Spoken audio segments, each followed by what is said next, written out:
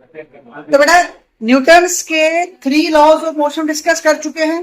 अब जो 3 laws of motion है उसके अंदर जो सेकंड लॉ है, सेकंड लॉ को हम कहते हैं रियल लॉ ऑफ मोशन। अब सेकंड लॉ को रियल लॉ ऑफ मोशन क्यों कहते हैं? क्योंकि सेकंड लॉ की हेल्प से हम फर्स्ट और थर्ड दोनों लॉ को डिराइव कर सकते हैं, इसीलिए सेकंड लॉ को हम क्या कहते हैं? Real law of motion. तो सबसे पहले हम प्रूव करेंगे फर्स्ट लॉ को सेकंड लॉ से।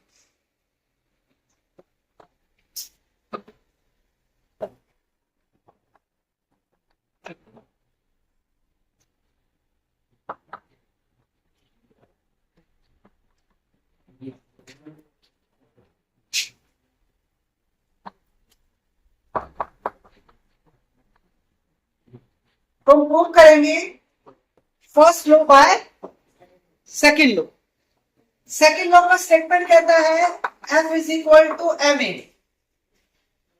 F is equal to ma। और फर्स्ट लॉ कहता है कि अगर फोर्स आपकी जीरो हो, यानी एक्सटर्नल फोर्स सिस्टम पर क्या हो? जीरो हो, तो system continuous to its state of rest और मोशन।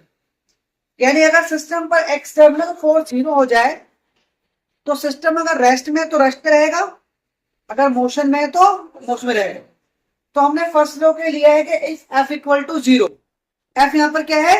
External force. तो इस कॉन्सेप्ट को सेकंड लॉ में रखते हैं तो हमारे पास ma is equal to zero. अब अगर बॉडी आपके पास है तो उसका मास तो जीरो नहीं हो सकता, इसका मतलब क्या जीरो हो जाएगा? A। अगर बॉडी आपकी मूव कर रही है, रेस्ट में है, तो उसका मास जीरो नहीं हो सकता, तो A क्या जीरो होगा? A। और A हमारे पास होता है v minus v upon t equal to zero. A हमारे पास होता है v माइनस v अपॉन में t, that is equal to zero. तो यहां से भी क्या मिल जाता है? v is equal to u।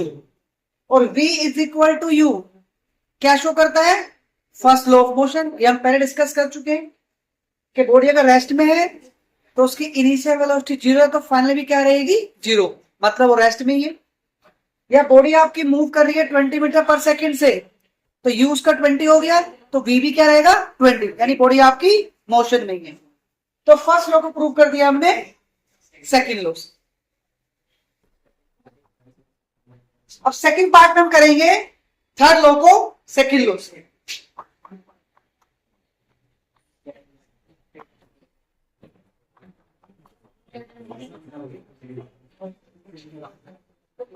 सब third law by second law.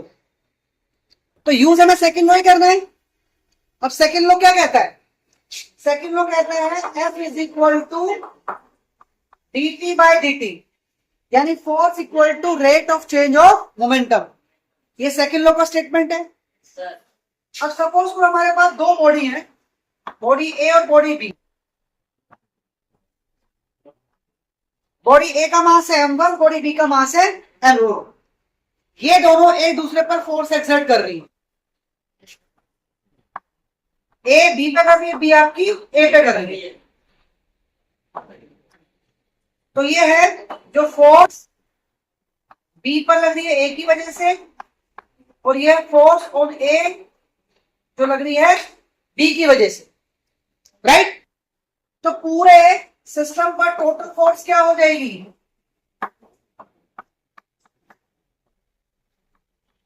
FAB plus FBA। भाई टोटल फोर्स और सिस्टम दोनों फोर्स को सम कर दिया, राइट? AB की FAB की वैल्यू हो जाएगी, क्योंकि फोर्स सेकंड लॉ से होता है rate of change of momentum. तो FAB हो गया rate of change of momentum of body A, की फोर्स A पे लग रही है। तो FB के लिए क्या हो जाएगा? TPB by dt। यहां से d बाय dt कॉमन आ जाएगा,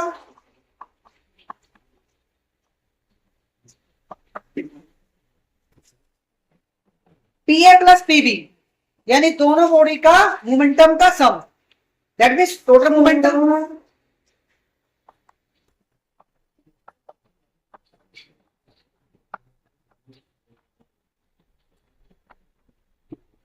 सो पीए प्लस पीबी क्या हो गया?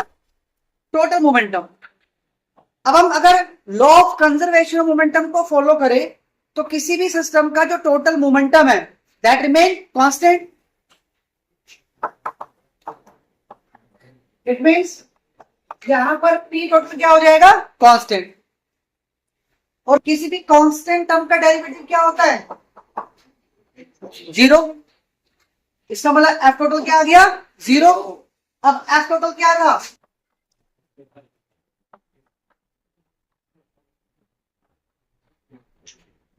एफ टोटल था आपके पास F A B plus F B A, यानी यहां से हमारे पास स्टेटमेंट आ गया F A B is equal to minus of F B A. F A B is equal to minus of F B A, जो हमारा थर्ड लॉ का स्टेटमेंट है, यानी एक्शन एंड रिएक्शन। दो बॉडी के ऊपर फोर्स लग रही है दूसरे की वजह से, तो एक फोर्स दूसरे के क्या होगी? Opposite. This is the statement of third law. तो हमने सेकंड लॉ को यूज करके पहले फर्स्ट लॉ को प्रूव किया, उसके बाद थर्ड लॉ को प्रूव किया। That is why second law is called the real law of motion.